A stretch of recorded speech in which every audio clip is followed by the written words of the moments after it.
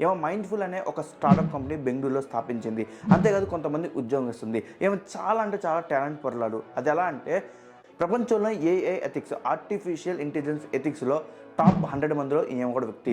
ఇంతటి జ్ఞానం ఉన్న ఈ అమ్మాయి ఎందుకని తన కుమారుని హత్య చేసింది? బేసిక్గా మొన్న సాటర్డే నైట్ గోవాలోని ఒక హోటల్లో దిగింది ఈ సుచనా సేతు. తన కుమారుడితో దిగింది. తర్వాత మండే మార్నింగ్ తను ఒక్కటే వికెట్ చేసి వెళ్ళింది. సో అప్పుడు కూడా హోటల్లో కూడా అనుమానించలేదు.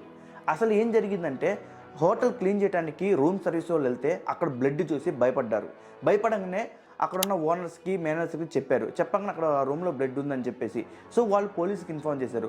పోలీస్కి ఇన్ఫార్మ్ చేయగానే వాళ్ళు సీసీ కెమెరాకి టెస్ట్ చేస్తే రూమ్ చెక్ ఇన్ అయ్యేటప్పుడు తల్లి కొడుకు ఉన్నాడు. రూమ్ చెక్అవుట్ చేసేటప్పుడు తల్లి కొడుకు లేడు. తల్లి మాత్రమే ట్యాక్సీలో వెళ్తున్నట్టు ఉంది ఒక బ్యాగ్ పట్టుకొని.